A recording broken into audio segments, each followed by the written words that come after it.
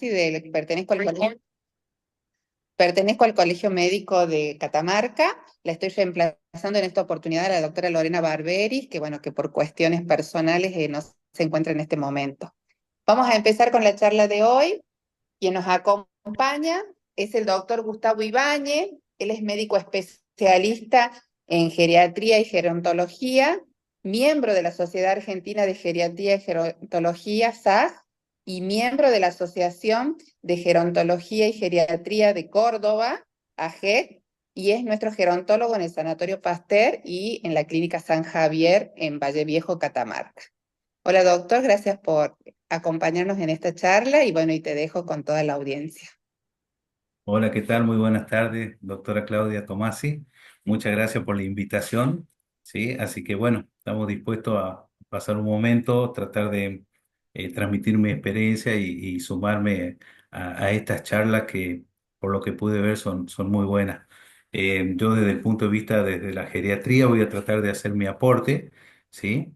En este caso, lo que vamos a hacer es ver un poco lo que son los cambios anatómicos, fisiológicos y endocrinológicos que se dan en el adulto mayor, que tienen algunas características especiales con diferencia a los adultos jóvenes. ¿Sí? Bien, Bien. Bueno, ahí aguánteme un segundo que ya pongo la...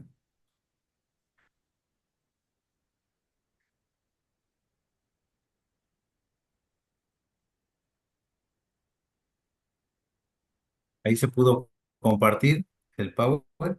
Digo, sí, ahí perfecto. está. Sí, Perfecto, sí, entonces. Bueno, vamos a comenzar. Como ustedes saben, estamos ante cambios demográficos muy importantes a nivel global, ¿sí? El mundo está envejeciendo, cada vez somos más las personas que vamos a vivir mucho más tiempo y ahí es donde aparecemos los gerontólogos o los geriatras. Eh, es una especialidad que normalmente siempre existió, nada más que ahora está más en auge, justamente teniendo en cuenta todos estos cambios que vamos a tener. Lo que sí, al principio me gustaría hacer una diferenciación, lo que es la geriatría y la gerontología, para aquellos que no conocen. Son especialidades médicas que si bien parecen los mismos, pero tienen una pequeña diferencia. La geriatría, ¿sí? Es una especialidad médica. Gerón significa viejo o anciano y atría curar. Es una especialidad médica dedicada a la salud de los adultos mayores con la prevención, diagnóstico, tratamiento y rehabilitación de todas las patologías, con el objetivo de mejorar la calidad de vida. La característica de esta especialidad que es multidisciplinaria, o sea, nosotros vemos desde el punto de vista de integración. eh, Trabajamos mucho con los asistentes sociales, podemos trabajar con los odontólogos, kinesiólogos, nutricionistas, inclusive desde la parte legal, cuando vemos que hay maltrato o abuso de los adultos mayores. La gerontología también es Gerón Viejo, Logo Ciencia, es una ciencia que se dedica al estudio también de los adultos mayores, pero desde otro punto de vista que es biopsicosocial. O sea, se basa en tratar de investigar y averiguar sobre por qué envejecemos, ¿sí? Todas las teorías del envejecimiento, que dicho sea de paso, son miles y todavía están en discusiones muchas. El envejecimiento es un proceso que se inicia con una disminución progresiva de la capacidad de adaptación del individuo al medio ambiente. Van perdiendo su función y se van deteriorando sus órganos y sistemas, y esto se van evidenciando fundamentalmente con una disminución de la vitalidad y un mayor aumento de la vulnerabilidad. Este proceso es lento, continuo, progresivo, irreversible, todos vamos a envejecer, y es heterogéneo porque todos vamos envejeciendo en forma distinta. Generalmente se dice que comienza después de los 30 años, la pérdida funcional que va teniendo es aproximadamente el 1% anual y en esto hay factores intrínsecos y extrínsecos. Dentro de los factores intrínsecos, ¿sí? Tenemos que tener en cuenta las comorbilidad y las enfermedades adyacentes y los factores extrínsecos en el medio en el cual nos desempeñamos o vivimos. No va a ser lo mismo un envejecimiento de una persona que vive en la ciudad de otro que vive en el campo. Las hipótesis, la fundamental que se maneja, que hay un declive funcional que se inicia con un descenso de la hormona del crecimiento y de las hormonas sexuales. La testosterona en el hombre, estrógeno y progesterona en la mujer. Las premisas que se tienen es que la vejez no es una enfermedad, tampoco un estado, ¿sí? No, no estamos en estado de viejos, sino que es un proceso que se va iniciando y se va haciendo en forma gradual, que tiene leyes universales porque son únicas y cada uno envejecemos de distinta manera y en ese proceso cada uno va ligado a la historia personal de la vida de cada uno. La medicina geriátrica, ¿qué es lo que hace en este caso? Es poner en conocimiento particularidades que tienen los adultos mayores en cuanto a sus patologías. ¿Por qué? Porque las patologías se presentan, tienen diferentes presentaciones. A diferencia de los adultos jóvenes, es un subgrupo vulnerable de mucho riesgo, pluripatología, porque aparecen en el consultorio con un síntoma y a partir de eso podemos encontrar varios. Polifarmacia, están polimedicados eh, por indicación médica y por ello mismo porque tienen tendencia a la automedicación. Patologías múltiples, crónicas y degenerativas que por ahí aceleran todo este tipo de procesos y generalmente hay una necesidad de rehabilitación. Una vez que hacemos el diagnóstico, hay que ver si es necesario rehabilitarlo. Las estadísticas en Argentina, en el último censo, en 2021, el INDEC, el 16% de los adultos mayores, o sea, la población de mayores de 60 años es un 16% y para el 2050 se calcula que será un 22%. Estamos hablando de 12,5 millones más o menos de adultos mayores. La expectativa de vida en las mujeres, 80 años, en el hombre 73, con un promedio general de 76,5 y se calcula que en el 2050 será de 83 a 85 años aproximadamente. Este gráfico muestra cómo se ha ido modificando a través de los años y los censos. eh, Se ha ido modificando las pirámides poblacionales. El primer censo en 1869 vemos que hay una mayor cantidad de jóvenes y esa pirámide está bien descrita con una menor cantidad de pacientes o de personas de 60 a 65 años. A lo largo del tiempo se va modificando y miren la última. En el 2022 se ha modificado totalmente, ¿sí? Y la característica que tiene es que hay menor cantidad de gente menor de 15 años, se ha ensanchado en los adultos jóvenes y ese ensanchamiento hacia las edades entre 60 y 90 años también se va incrementando, ¿sí? A nivel mundial también, ¿sí? En 1990, miren cómo se ha modificado, estamos en el 2000, este es del 2018 también cómo se ha ido ensanchando, y en el 2100, miren, una modificación completa. Por eso es que le decía que el mundo está envejeciendo y cada vez vamos a tener mayor cantidad de gente de más de 80 y 90 años. En España, esto lo pongo porque me pareció importante, en el último censo, en 2019, por primera vez se invirtió la curva de la pirámide poblacional. Tenemos mayor cantidad de mayores de 65 años que menores de 15. Y esto obviamente va a tener repercusión también a medida que pasen los años a nivel mundial.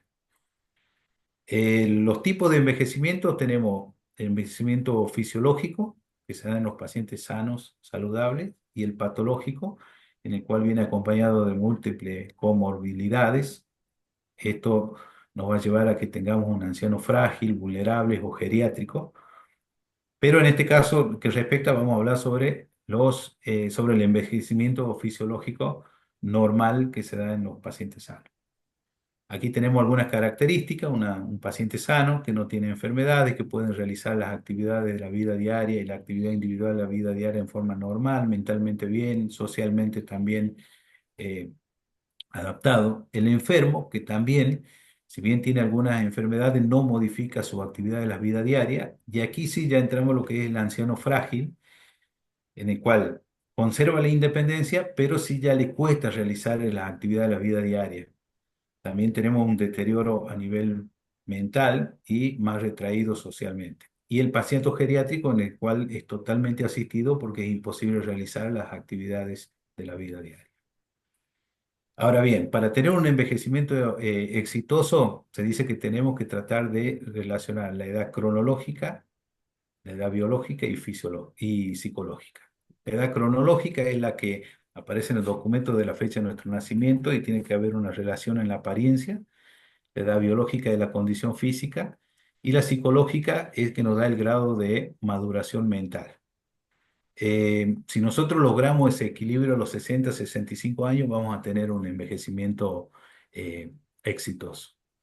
Y buena noticia, sí, la Organización Mundial de la Salud ahora ha declarado que los mayores de 65 años se consideran jóvenes todavía, por lo tanto, a partir de los 66 años, los 80 es mediana edad, entre 80 y 99 años adulto mayor, y ya estamos hablando de lo que son los centenarios.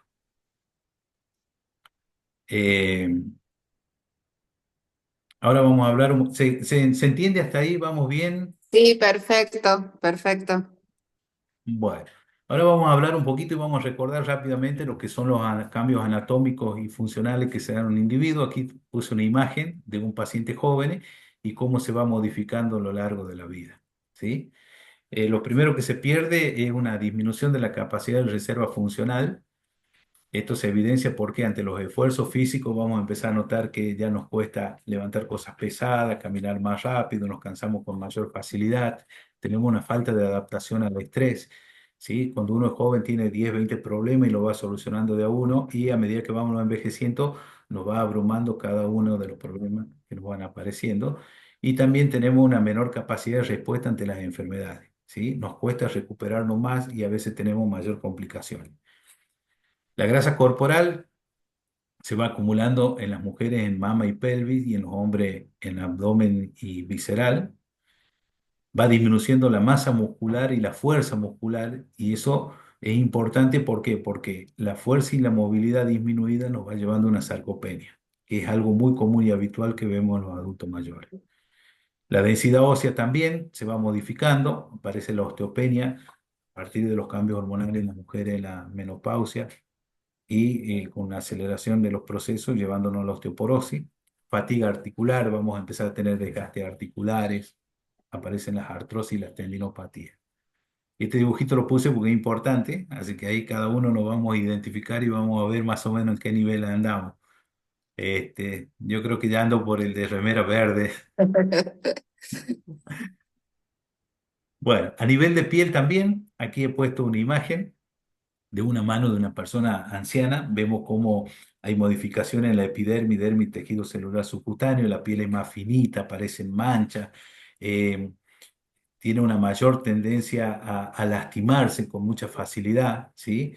eh, Tenemos alterado todo lo que es el proceso de cicatrización, aparecen muchas dermatitis, eczemas, piodermitis, también, por ejemplo, los exoparásitos, normalmente cuando después de una internación es muy común que los pacientes hagan una escabiosis, ¿sí? ¿Pero por qué? Porque van perdiendo la protección de la piel, justamente porque se disminuyen, en la dermis, por ejemplo, se pierde el colágeno, disminuye el colágeno y la elastina, hay una mayor turgencia y elasticidad. Eso hay que tenerlo en cuenta por ahí cuando se hace la valoración de la hidratación en los pacientes, ¿sí? Eso no hay que utilizarlo porque todos los pacientes tienen la piel arrugada y obviamente la turgencia también disminuida.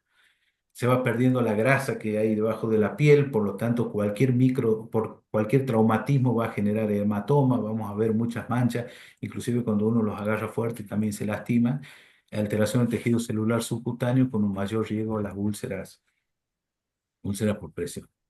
Eh, a nivel del sistema hematoinmunológico también disminuye la reserva ósea, hay una menor producción de células hematopoyéticas, es muy común que hagan una anemia. La función de las células T se ven disminuida, la función neutrofílica también, y aparece lo que se llama inmunosenescencia. Esto significa que el sistema inmunológico va perdiendo la capacidad de respuesta, por lo tanto el anciano es más propenso a infecciones y fundamentalmente a las infecciones víricas, ¿sí? Por eso es muy común que aparezca el herpes zóster en estos pacientes. Hay una respuesta hematopoyética retardada, ¿sí? Entonces hay muchos cambios y alteraciones que no le digo que lo tenemos que tomar como normal algunos valores, pero sí lo tenemos que tener en consideración cuando los niveles de glóbulos rojos están un poco más bajos de lo que habitualmente uno ve en los pacientes adultos jóvenes. A nivel cardiovascular también, ¿sí? vemos que ese corazón va a sufrir una hipertrofia muscular, las cavidades se van a ir agrandando, aparecen las insuficiencias cardíacas, las valvulopatías por calcificaciones, ¿sí?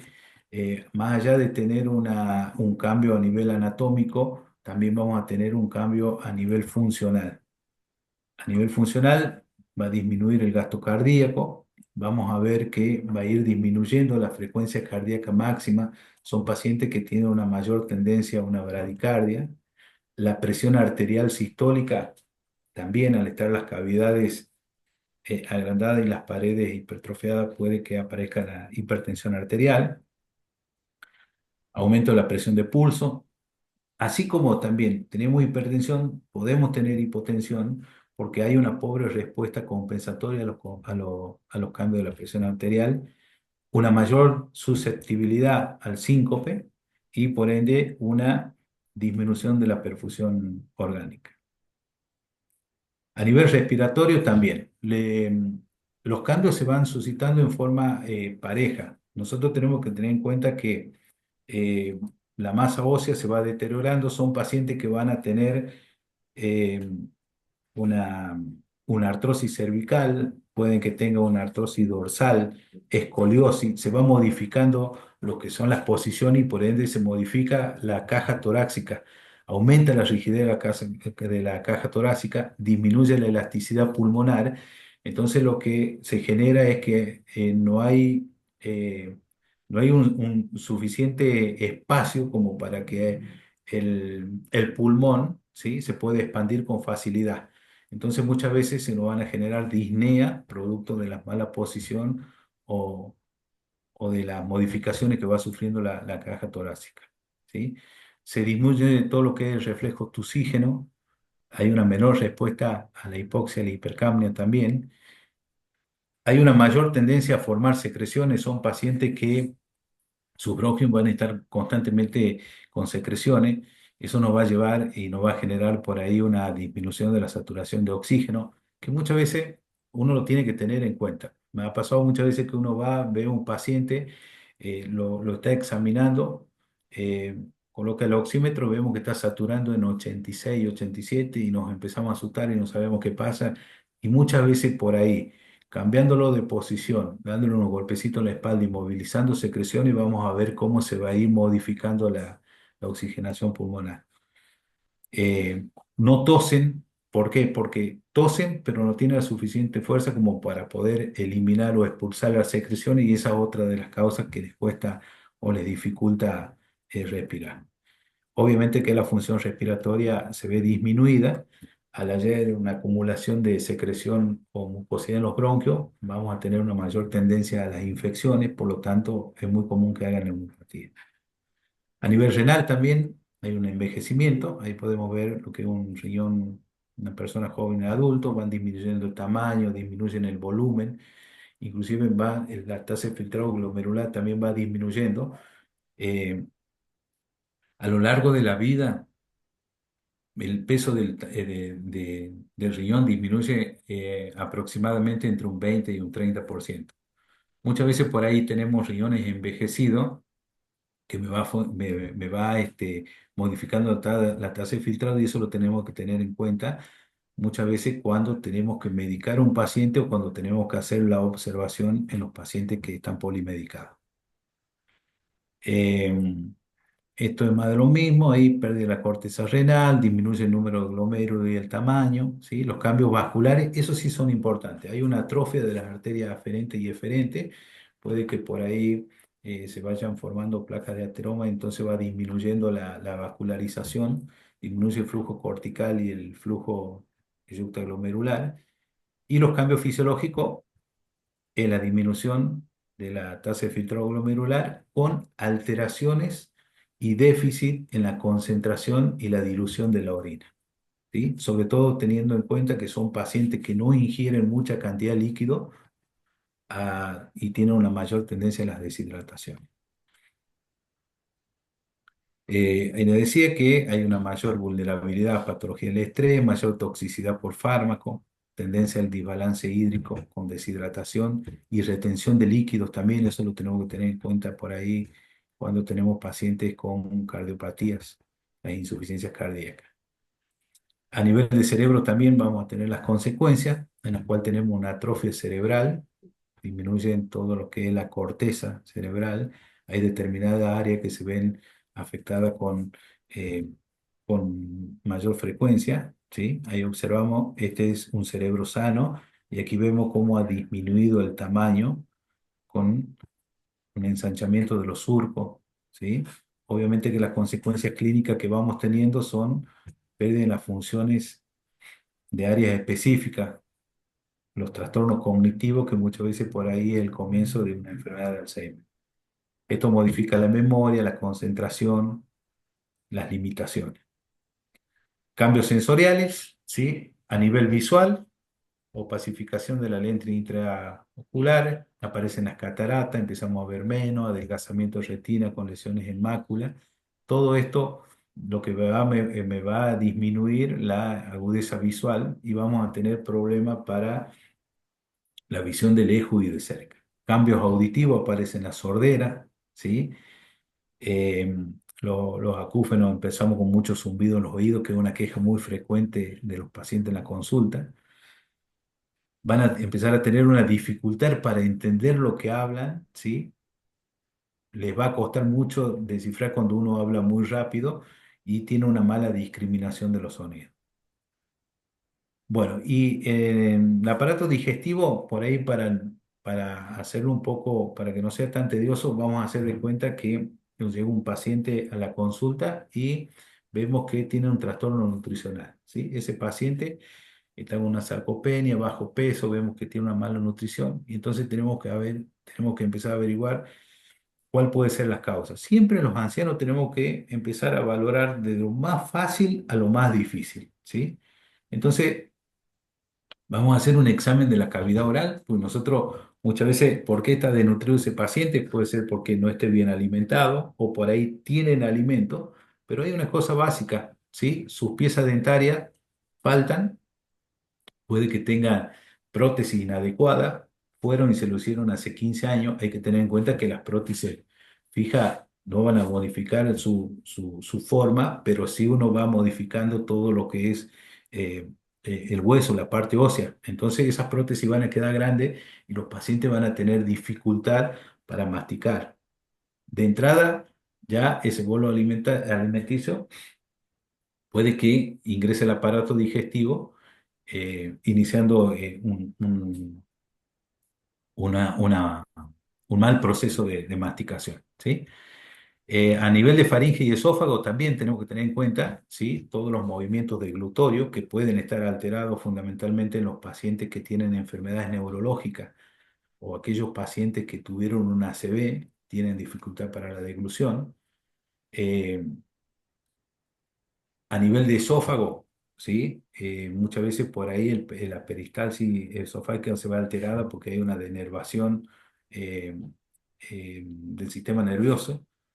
Por lo tanto, las contracciones esofágicas para que ese bolo alimenticio pase se van a dificultar. Es muy común que los pacientes tengan una calasia.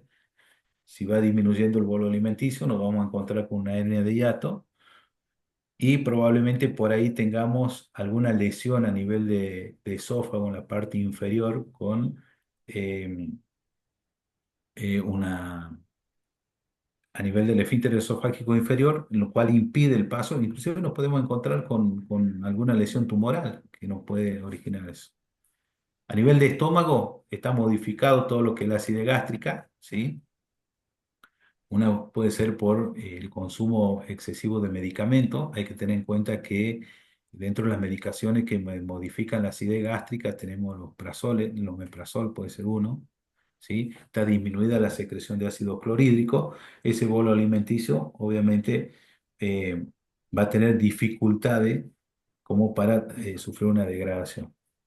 El vaciamiento gástrico puede estar aumentado, disminuye la producción de gastrina, pepsina, y hay una cosa muy importante que es la disminución de la absorción de la vitamina B12 producto del déficit de factor intrínseco.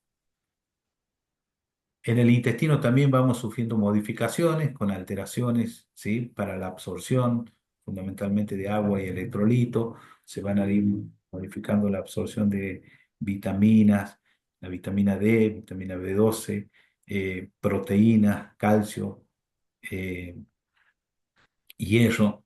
A nivel de colon también, en el colon vamos a encontrarnos con patologías diverticulares o procesos inflamatorios crónicos que lo que me van a hacer es alterar todo el pasaje con la acumulación de materia fecal en zona de ano y recto, por eso tiene una mayor tendencia o una mayor predisposición a la constipación. Forman los bolos fecales y a veces suele ser un problema en los adultos mayores.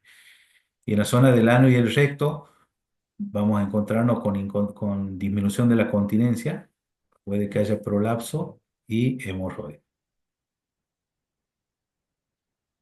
Después, a nivel de páncreas y de hígado también es importante, ¿sí?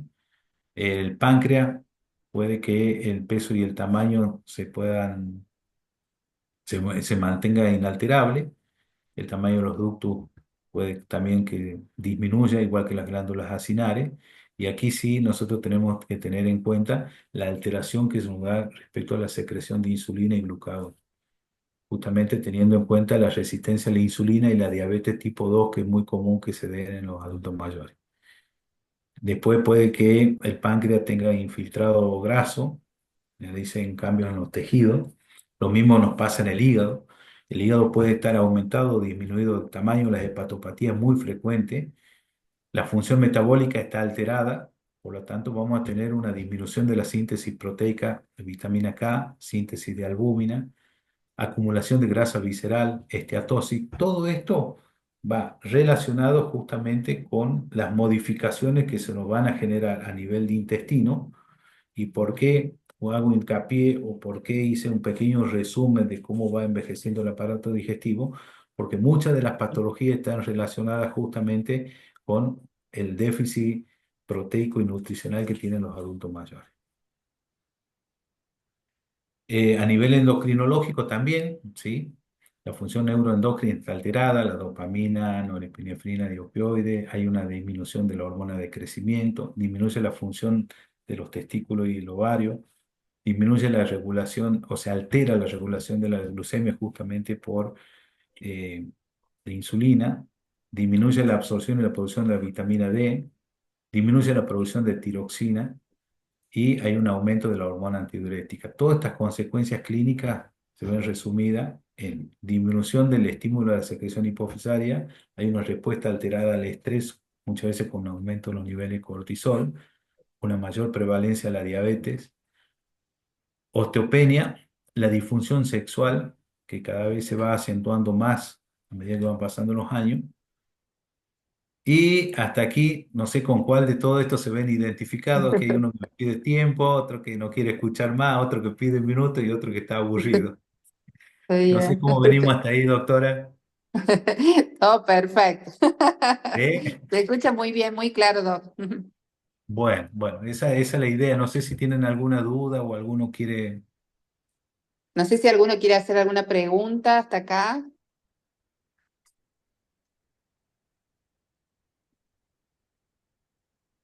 No, Doc. Bien, perfecto. Seguimos. Continuamos entonces, sí. Dale. Bien, ¿cuáles son las patologías más frecuentes relacionadas? ¿Sí? Hice más o menos un reconto de lo que uno ve habitualmente en el consultorio y lo que tenemos que tener en cuenta.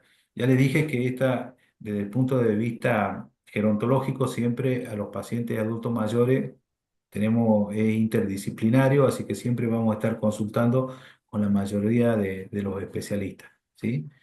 Tenemos la sarcopenia, el hipertiroidismo, que es algo que muchas veces pasa desapercibido, el hipotiroidismo secundario, osteopenia y osteoporosis, diabetes y el déficit de la vitamina D3, que es muy importante.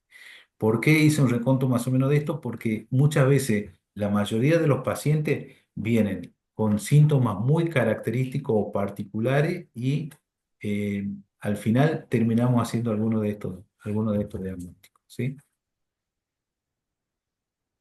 Vamos a hablar de la sarcopenia. Habíamos dicho que empezamos a disminuir las hormonas sexuales, testosterona en el hombre, estrógeno y progesterona en la mujer. Esto nos lleva a una pérdida de la masa muscular y de la fuerza. Las causas pueden ser malnutrición. Habíamos visto cómo esa malnutrición podía estar relacionada con el envejecimiento de todo el aparato digestivo, la inactividad física, ¿sí?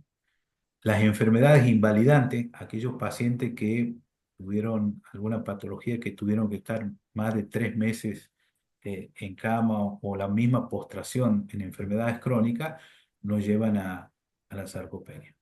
Se hace una valoración clínica y nutricional. Siempre hay que tener en cuenta que cuando el paciente llega y nos dice, mire, doctor, estoy perdiendo de peso, empezamos a ver a partir de qué peso ellos se dieron cuenta. Cuando hay una pérdida de peso mayor al 5% en un mes, tenemos que prestar atención, o cuando es del 10%, pero en los 6 meses. Ha ido una disminución progresiva y lenta.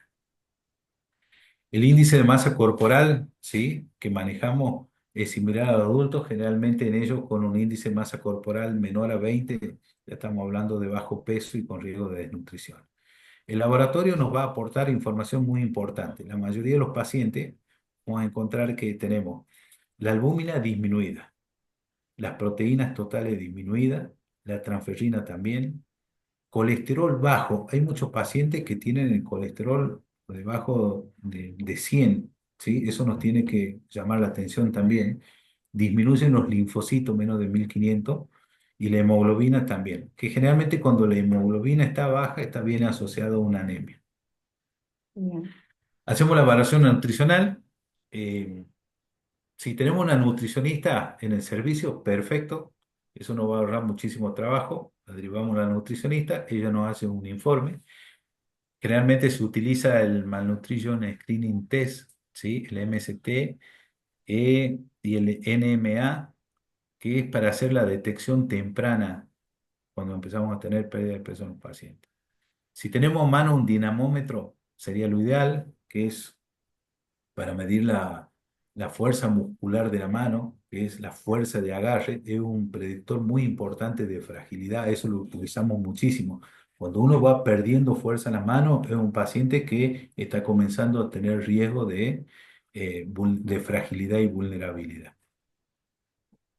Esto se lo maneja fácil. El paciente siempre tenemos que tratar de que haga algún tipo de actividad física. Lo más común que uno le pide es caminar, ¿sí? Una simple caminata diaria al principio de media hora, 45 minutos, es lo ideal. Apenas aparecen dolores articulares de rodilla o algún tipo de dolor, se le pide que deje de realizar la actividad y que lo continúe cuando no hay dolor. La natación es ideal, ¿sí? ¿Por qué? Porque se puede hacer mucha fuerza desde alto impacto y no se da cuenta el paciente de la actividad que está haciendo bajo el agua y nos sirve para fortalecer la musculatura. Ciclismo, bueno, el ciclismo, si tiene una bicicleta y anda bien, perfecto, si no, la bicicleta fija en algunos pacientes y todo, dependiendo de la edad que tenga, es también lo ideal. Es importante que practiquen yoga, tai chi, ¿sí? Eso es importante porque nos ayuda a mantener la estabilidad también, le da una cierta elasticidad a los músculos y le sirve de defensa ante las caídas. Eh, Ritmo, si le gusta bailar, es lo ideal, aparte se distiende, se divierte. Y pilates.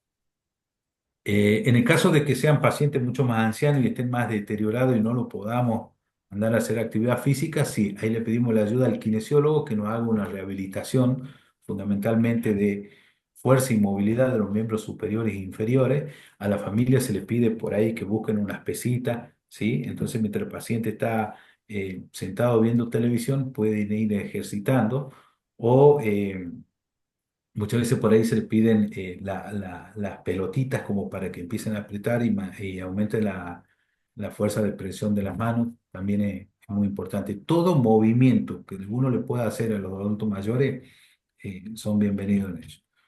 Y fundamentalmente la dieta, ¿sí? La dieta tiene que ser una dieta rica en proteínas, fundamentalmente huevo, carne, lácteo. Los adultos mayores tienen una tendencia a no querer ingerir carne, sobre todo la carne vacuna. Volvemos de nuevo a lo que es el aparato digestivo, a veces porque no mastican bien, porque no tienen las piezas dentarias o porque esta prótesis no funciona, entonces evitan de comer carne, prefieren otro alimento, la carne de pollo, que por ahí es mucho más fácil poder ingerirlo, o directamente comen frutas, verduras, pero evitan el consumo de la carne.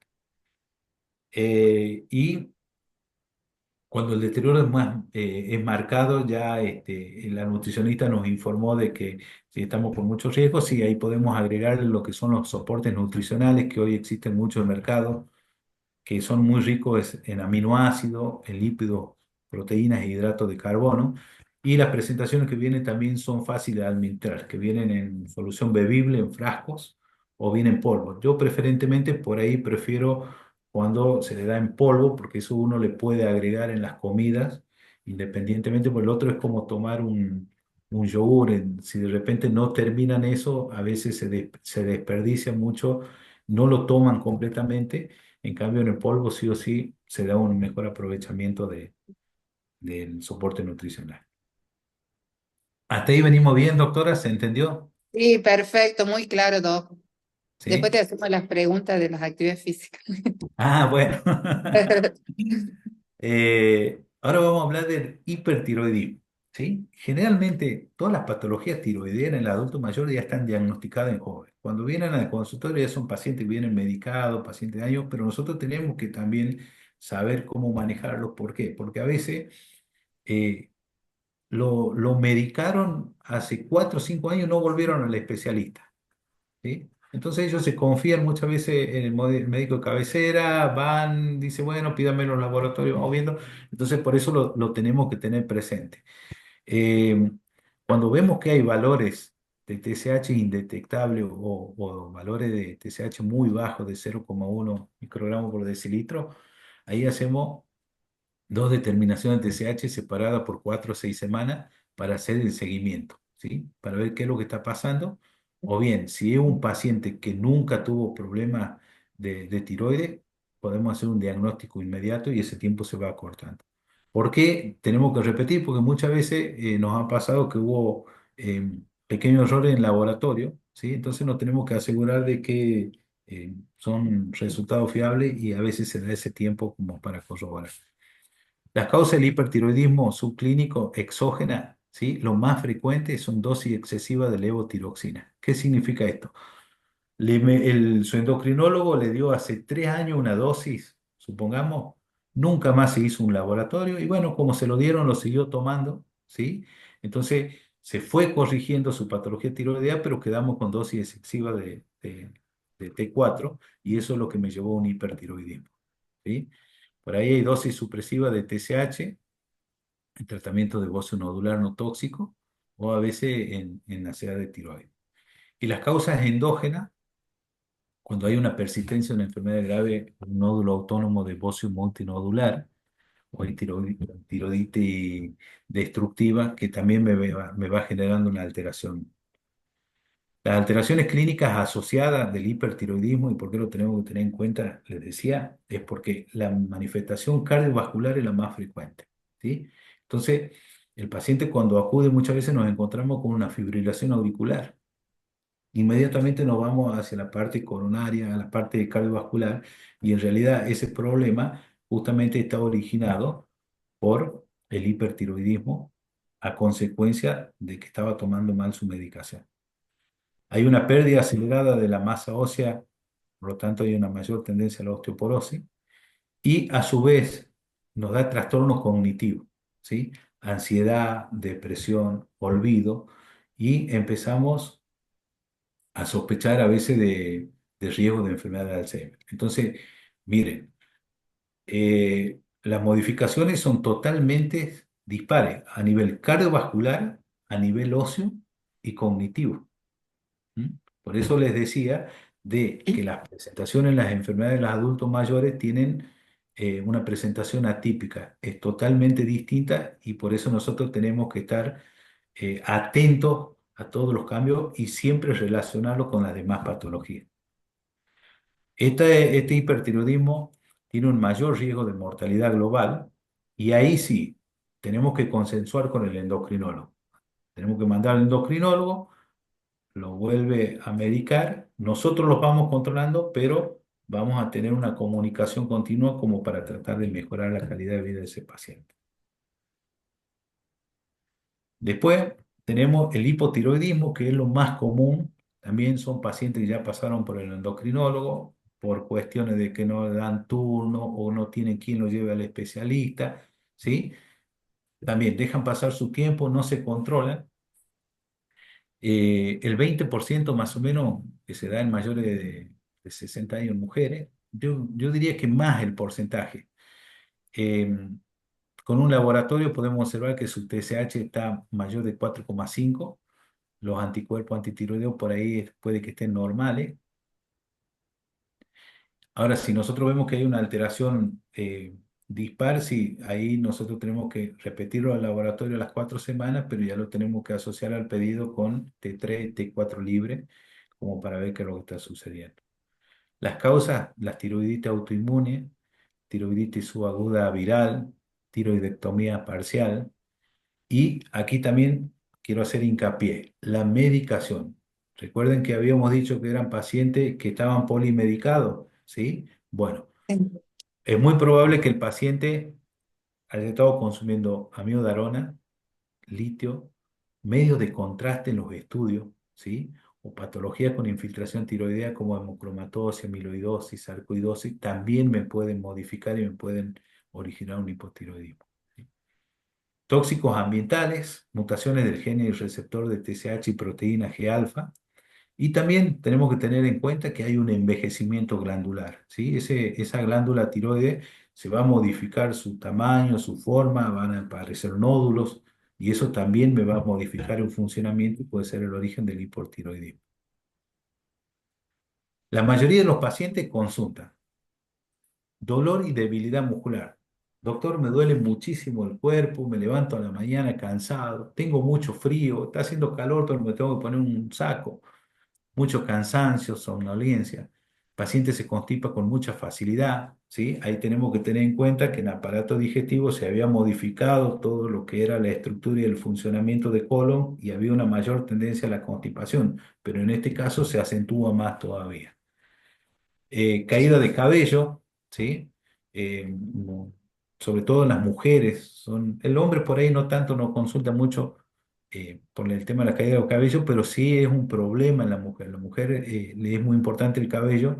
Entonces dice, doctor, mire, me peino y se me cae muchísimo el pelo. Aparecen los edemas en miembros inferiores, que eso puede estar asociado también a trastornos vasculares periféricos. Tenemos que ver que el paciente no tenga una insuficiencia cardíaca, ver cómo está medicado. La tensión es inestable, tiene una tendencia a la hipotensión y a la bradicardia, ¿sí? Eso también es importante, uno le toma la tensión, está baja, bueno, lo primero que sospecha que puede ser de origen cardiovascular, pero resulta que el problema era su hipotiroidismo.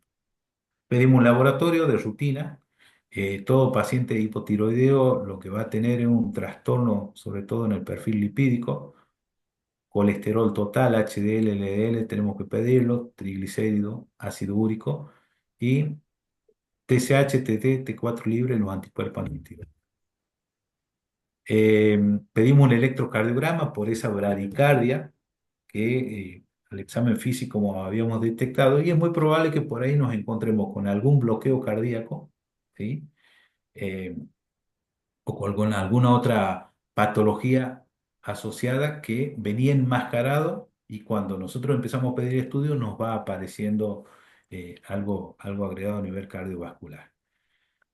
Una ecografía de tiroides, ¿sí?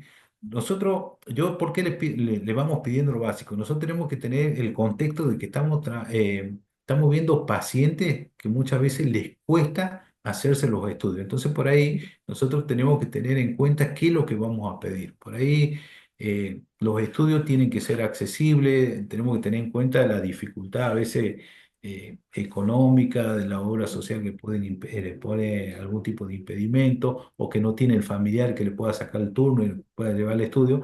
Entonces, a pequeñas cosas nosotros por ahí podemos ir subiendo de nivel en cuanto a pedido de estudios complementarios. ¿Se entiende hasta ahí, Ido? Sí, perfecto. Dice todos acá en los chat que es muy interesante la clase, muy claro.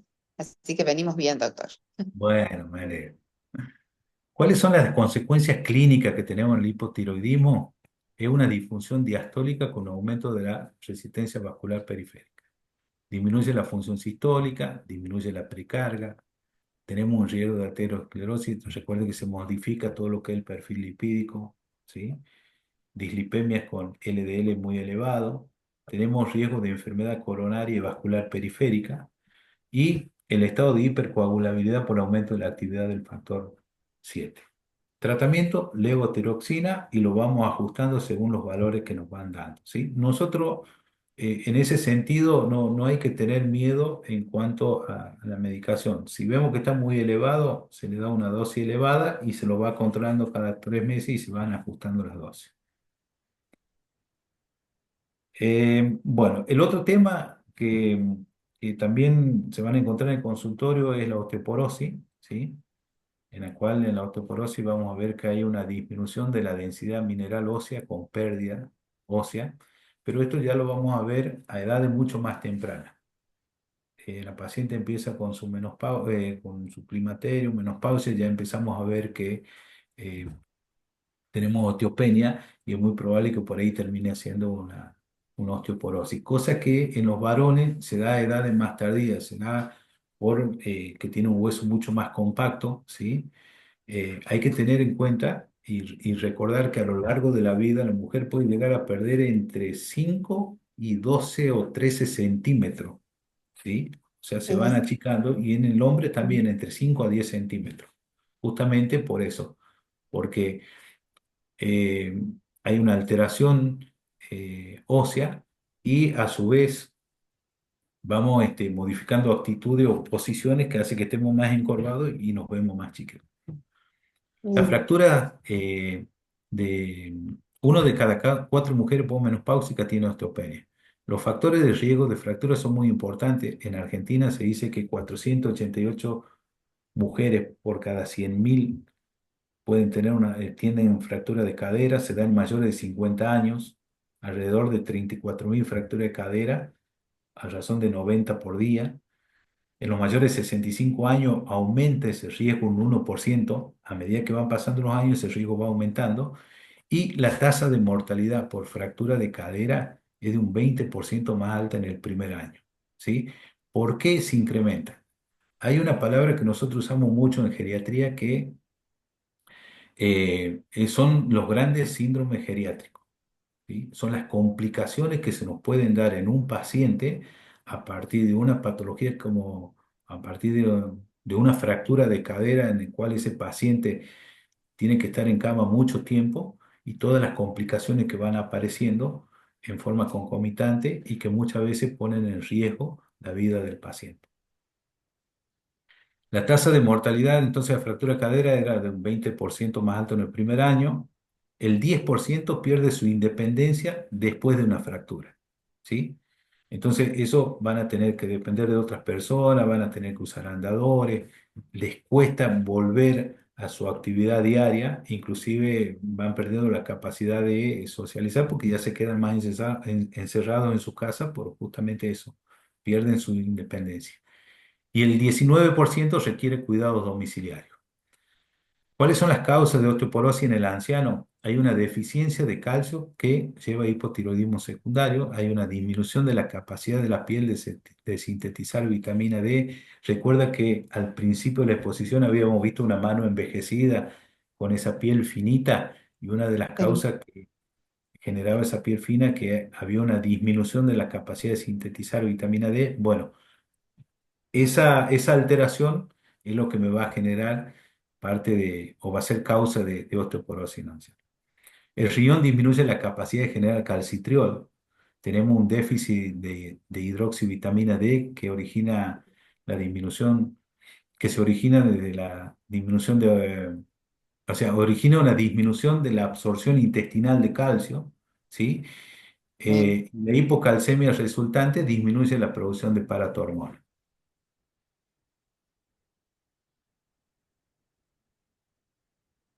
La disminución de estrógeno en la patogénesis en las mujeres, fragilidad ósea, los andrógenos determinantes de la maduración ósea y el proceso de la formación ósea también se acompaña con una disminución de testosterona libre y total, o sea que una patología que más allá de que está alterada la absorción, la síntesis de la vitamina D, está muy relacionado con lo que son las hormonas sexuales. Aquí vemos la imagen, ¿sí? Este es un hueso normal, ¿sí? Y aquí vemos cómo se han aumentado las trabéculas, la fragilidad que se va dando, ¿sí? Cómo disminuye el espesor de la cortical, pérdida de conectividad. Esto se va dando a partir de los 50 años. Es muy importante también cuando uno comienza a averiguar la medicación que toma el paciente. Son los pacientes que tienen enfermedades reumatológicas en el cual tienen un uso excesivo, no excesivo, sino tienen su tratamiento con corticoides, por lo tanto va a tener una implicancia sobre la patología. Hay que tener en cuenta el alcoholismo y el tabaquismo, ¿sí? Y las inmovilizaciones mayores de 3 meses. El sedentarismo, el tratamiento prolongado con inhibidor de bomba de protones, el omeprazol, ¿sí? ¿Se acuerda que esto también lo habíamos visto en el estómago cuando era causante de también modificaciones de la acidez gástrica? Y el déficit de la vitamina B12 con un exceso de vitamina A. Esos serían los factores de riesgo de osteoporosis. También vamos a pedir de lo simple, de lo más simple o lo más sencillo, lo más difícil. Se pide una radiografía de columna lumbosacra. Uno ya puede observar en qué condiciones están en su cuerpo vertebrales, las caderas. Pedimos un laboratorio de rutina y entre eso sí tenemos que agregar lo que es calcemia, calciuria, fosfatemia, fosfaturia y dosaje de vitamina D3. ¿Sí? Para determinar si no tenemos, se pide una urea y la creatinina también para determinar que esa alteración no esté dado a nivel renal. Y la densitometría ósea, que eso se pide una vez por año en todas las mujeres y uno va viendo cómo va progresando desde una osteopenia a osteoporosis. El tratamiento, los bifosfonatos, que son de primera línea, entre eso encontramos el alendronato, risendronato, vivandronato, soledronato, ¿sí? Pero tenemos que tener en cuenta la edad del paciente. Por ahí, cuando tenemos pacientes que tienen más de 70 años con una osteoporosis, es muy difícil darle este tipo de medicación por las complicaciones que nos pueden generar. Entonces, por ahí es mucho más fácil tratarlo con fármacos que tengan calcio y vitamina D3, que hay varios en el mercado, o directamente se le da la vitamina D. El alendronato 70 miligramos por semana, risedronato 35 miligramos por semana. Dentro de eso, si se podría elegir uno, el elegido sería el ivandronato, que son 150 miligramos una vez por mes. En el caso que se le dé al paciente, también tener la precaución en que lo tome con mucha agua para evitar de que provoque lesión a nivel esofágico. ¿Sí? Bueno, hasta ahí venimos bien, doctora. Perfecto. No sé si hay alguna pregunta, chicos. Bueno, te cuento, ¿no? Que tenemos 82 participantes. Mucha gente de Bueno, Jujuy, La Rioja, Santiago. bueno, un saludo entonces para todo ello. Bueno, y Bueno. después el otro tema también que es importante y seguramente la mayoría de los médicos generalistas y nosotros gerontólogos tenemos en el consultorio son los pacientes con diabetes. También son pacientes que ya vienen diagnosticados, vienen medicados, pero nosotros tenemos que tener fundamentalmente mucha atención en cuanto a la medicación. ¿Por qué?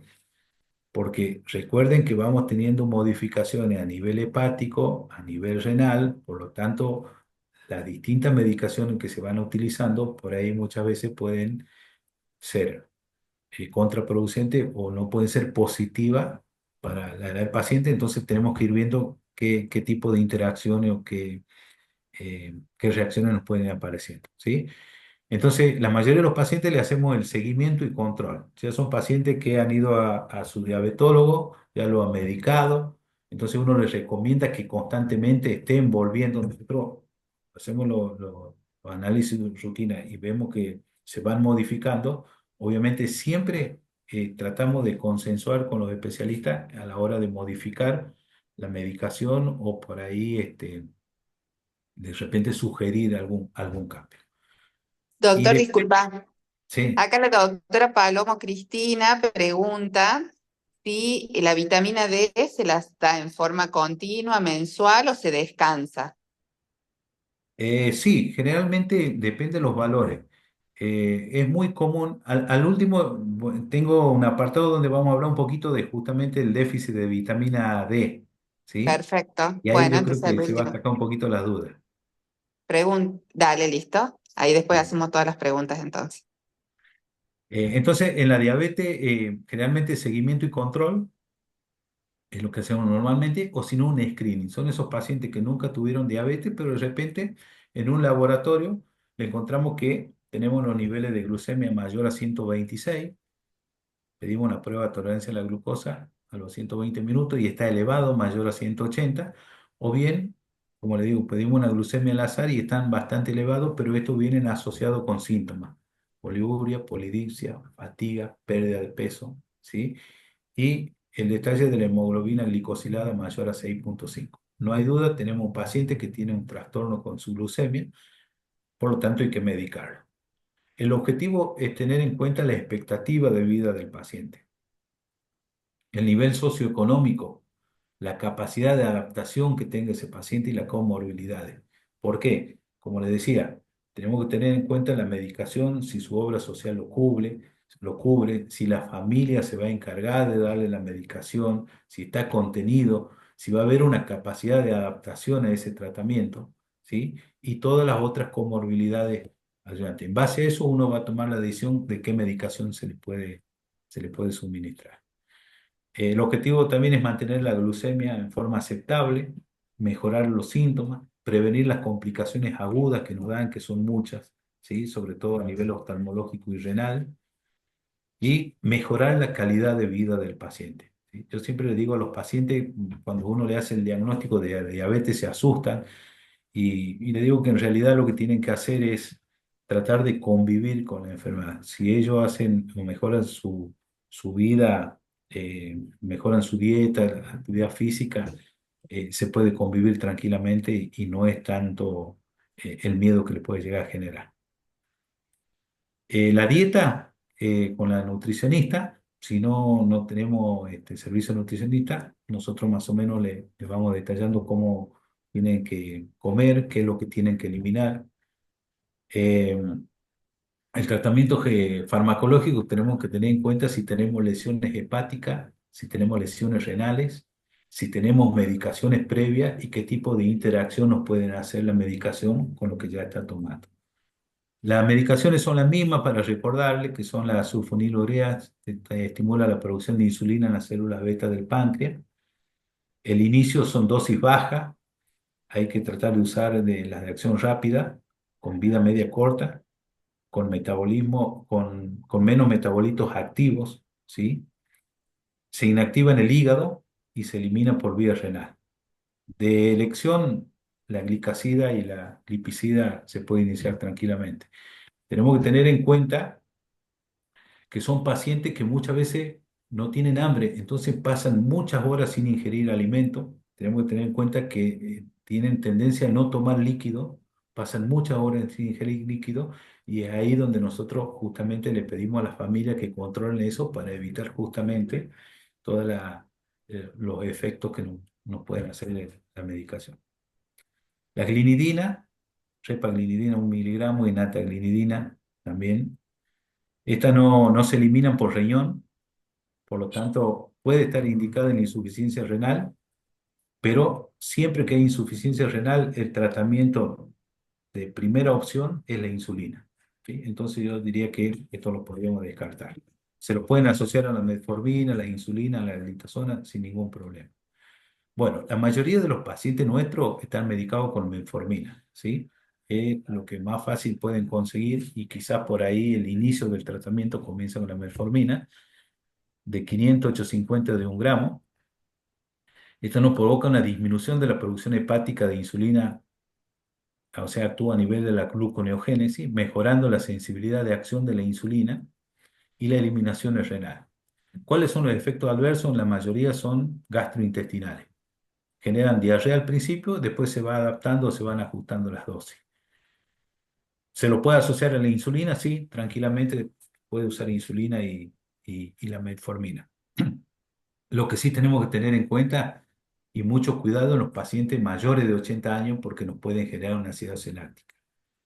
Les repito, siempre a los pacientes medicados para diabetes hay que recordarles que tienen que comer, ¿sí? En la medida de lo posible, si son 6 comidas diarias, siempre digo a los pacientes poquito y a cada rato. Entonces, eso nos va a dar una mejor eficacia de acción de los medicamentos. Bueno, tenemos la glitazona, rosiglitazona y la pioglitazona que mejoran la captación de glucosa en músculo. Se metaboliza en hígado, ojo con la hepatopatía, ¿sí? eh, Se metaboliza en hígado a través del citocromo P450, entonces hay que considerar las interacciones con otros fármacos. Los efectos adversos que nos pueden dar esta medicación son los edemas, está contraindicado en los pacientes con insuficiencia cardíaca grado 2 y 3, y si no, hacemos la interconsulta con el cardiólogo y vamos viendo cómo se va manejando, pero también serían casos especiales. Inhibidores de la alfa-glicosidasa la carbosa, que inhibe la activación de la glucidina intestinal, disminuyendo o inhibiendo el aumento postprandial de la glucemia, hace una degradación de los hidratos de carbono complejos, monosacáridos post-absorción, y los efectos también adversos son digestivos, mucho meteorismo, flatulencia, distensión abdominal, eh, inhibidores de la dipeptilpeptidasa, 4 sitagliptina y vildagliptina.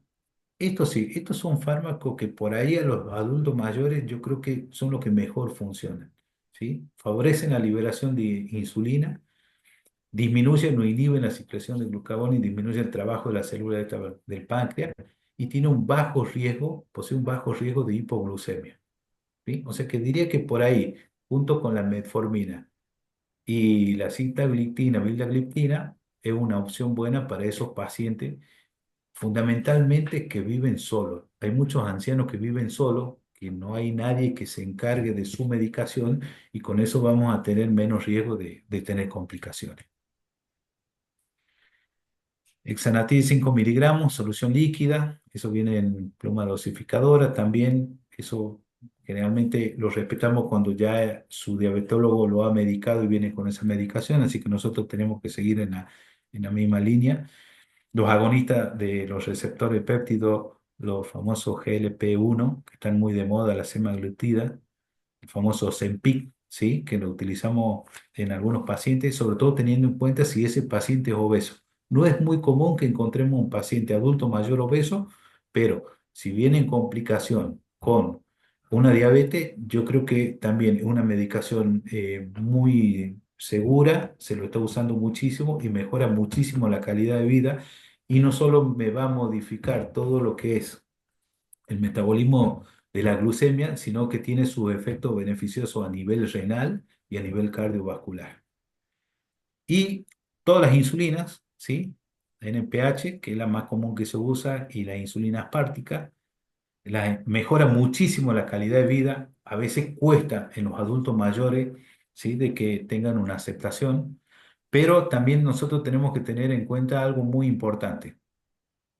A medida que van pasando los años, se va modificando el metabolismo, empezamos a tener un menor gasto metabólico, ¿sí? Y es como que las patologías se van equilibrando o van desapareciendo. Hay muchos pacientes que después de los 75, 80 años tenemos que empezar a retirar la medicación porque nos empiezan a hacer hipoglucemia.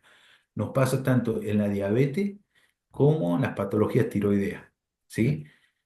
Yo soy muy partidario de la desprescripción, ¿sí? Que eso tenemos que algún día charlar sobre ese tema, sobre todo teniendo en cuenta que son pacientes polimedicados, ¿sí? Yo creo que por ahí hay medicación que cuando no es necesaria hay que ir probando y ir sacando de a poquito. Hay muchos pacientes diabéticos que hemos empezado a controlarlo, hemos empezado a ver que manejaban glucemia de 90, de 100 y íbamos probando, disminuyendo la dosis hasta que les acabábamos por un tiempo y después corroboraban que prácticamente estaban equilibrados sus niveles de glucemia. Eso es para tenerlo en cuenta. Obviamente son pacientes que uno ya va conociendo, también hablando con el diabetólogo y el endocrinólogo. Bueno, y aquí vamos a hablar un poquito de lo que es la vitamina D, ¿sí? Que es lo que la mayoría de los adultos mayores, ¿sí? Tienen un déficit, pero muy, muy importante.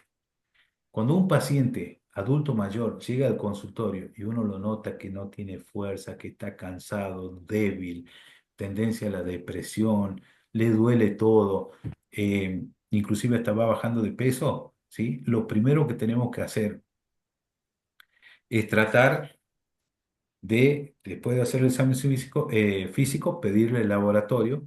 Y hay dos cosas fundamentales. En el adulto mayor, la deficiencia de la vitamina D3 y el hipotiroidismo nos dan síntomas muy similares. Entonces, cuando uno pide el laboratorio, tenemos que pedir las dos cosas. Muchas veces vienen combinadas, ¿sí? Me ha pasado pacientes que llegan al consultorio, uno los revisa, dice, doctor, ¿me puedo tirar un ratito en la camilla y después no se pueden levantar? Y cuando le hemos pedido el laboratorio, nos encontramos que teníamos un hipotiroidismo y teníamos un déficit de vitamina D. La conducta lo tenemos que descartar, ¿sí? Habíamos pasado las causas. Las causas, una cosa simple y sencilla, que es la disminución de exposición solar. ¿Qué significa? El paciente mayor no le gusta salir, ¿sí? No sale al patio, no sale nada, están encerrados, cierran todo, y esto se agudiza más en el invierno. En el invierno se ve un déficit muy acentuado de la vitamina D3.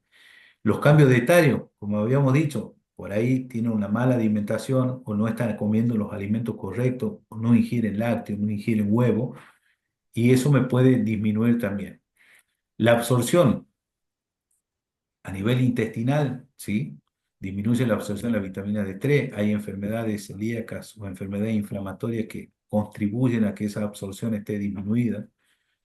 La función renal, tenemos un riñón envejecido, ¿sí? Por lo tanto, esta convierte en la vitamina D en forma activa y al estar envejecido va a disminuir un poco esa activación.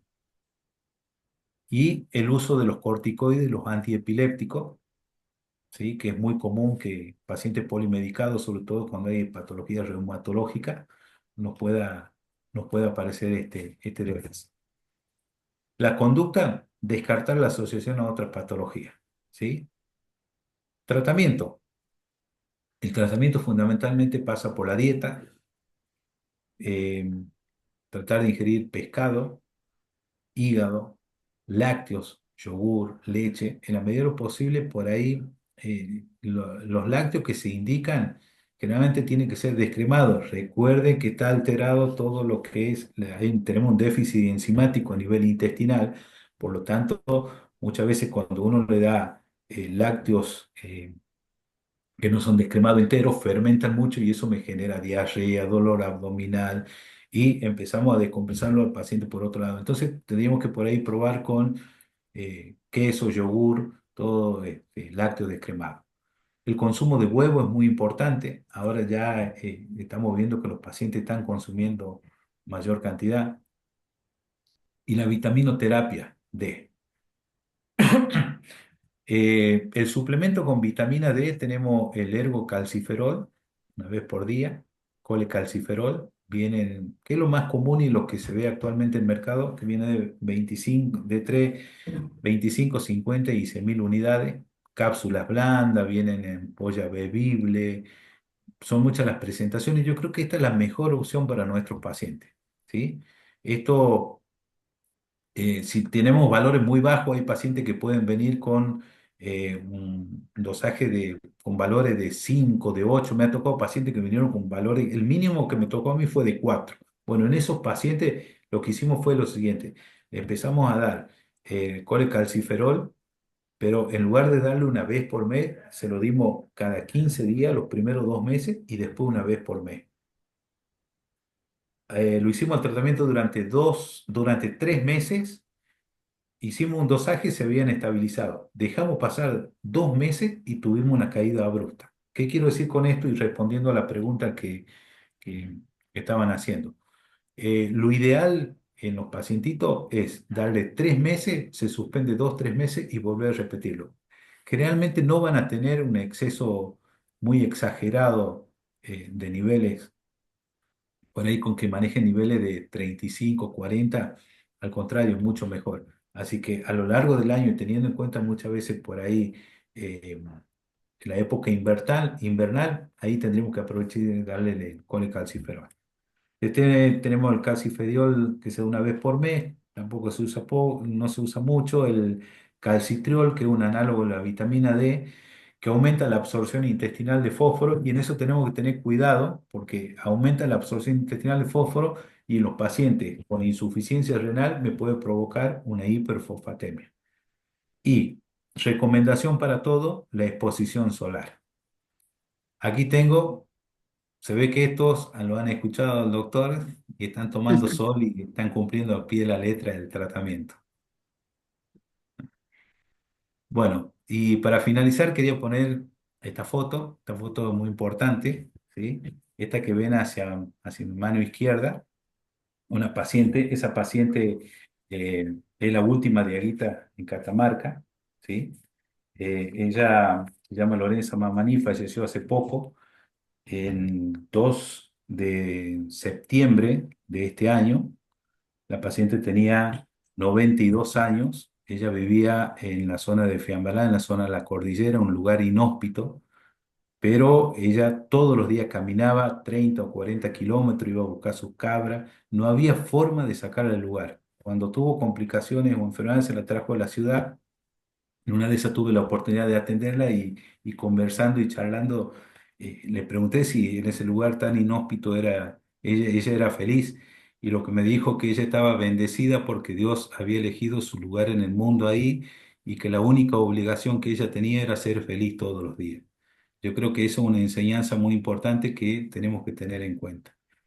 Y del otro lado, esta no es paciente mía, pero la foto es muy linda, me gustó.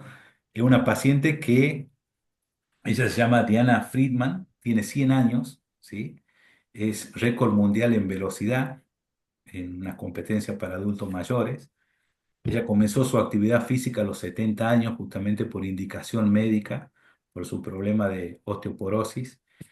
Y lo que más me gustó de esta foto es que nosotros podemos observar cómo su anatomía, cómo su cuerpo está envejecido, vemos las arrugas, ¿sí? Pero lo más llamativo y lo más importante es su rostro.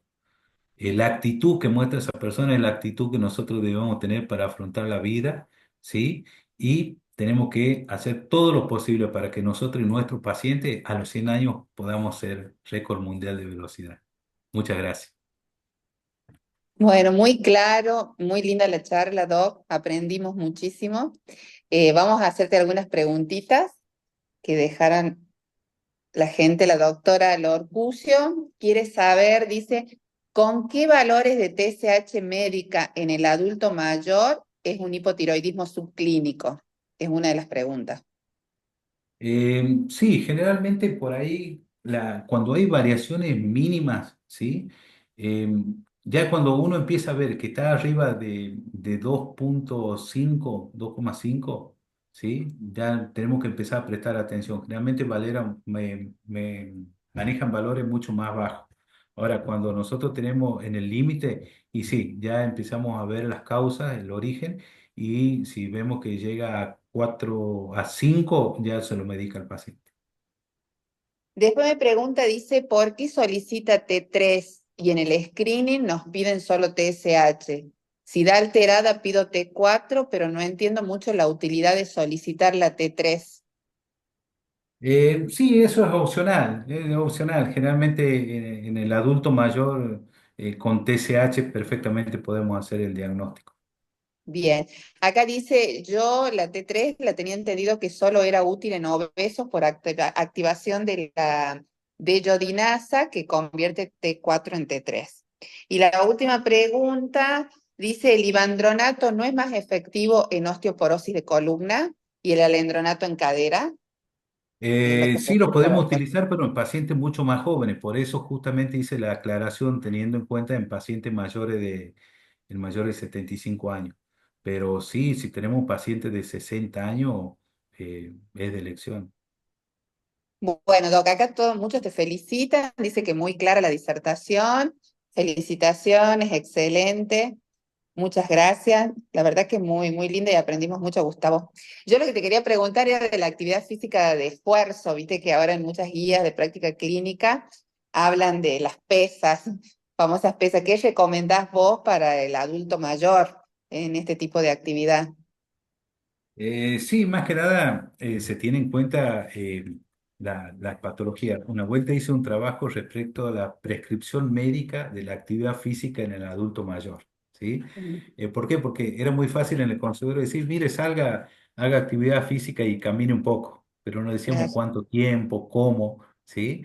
Entonces yo sí, creo que después de que descartamos alguna patología cardiovascular, vemos su medicación y vemos que el paciente está apto como para realizar la actividad física, sí, eh, tranquilamente puede ir a un gimnasio siempre que esté supervisado, se puede hacer actividad, pero con poco peso, teniendo en cuenta por ahí que no haya lesiones articulares que por ahí nos puedan generar dolor, generalmente lo que son las artrosis en el hombro, ¿sí? Pero sí. en la medida de lo posible, si tienen una buena condición física y su cuerpo le da, lo realizan. La otra vuelta hice una consulta en un gimnasio, dueño de un gimnasio, le pregunté sus clientes o los que iban al gimnasio, si ellos veían que eran muchos jóvenes, si eran adultos jóvenes o personas de más de 50 años, y me llevé la sorpresa que la mayoría eran de más de 50 años que estaban utilizando justamente los gimnasios para realizar actividad física. Sí, a mí también te pregunto esto porque me sorprendió bastante. Hace poco empecé en un gimnasio y realmente mucha gente por arriba de 50 años. Y bueno, era más o menos a ver qué experiencia tenía, sobre todo por el tema de las lesiones. Y bueno, y los instructores tienen que estar bien capacitados para instruir Sí. adecuadamente. Exactamente, exactamente. Sí, de repente cuando uno va a la plaza va a ver que la mayor cantidad de gente en mayor... lo que pasa es que al haber mayor información, yo creo que los 50 años es muy importante, nos hace un clic a la mayoría de Sí, nosotros, ¿sí? Y a partir de ahí es como que al hacer ese clic nos empezamos a cuidar más, empezamos a caminar, mejoramos la alimentación y eso lo va a ver y lo va a observar muchas veces en la calle cuando uno va a los parques cómo hay una adherencia hacia la actividad física. Y es fabuloso, a mí me encanta cuando veo gente y sobre todo mayor haciendo este tipo de actividad.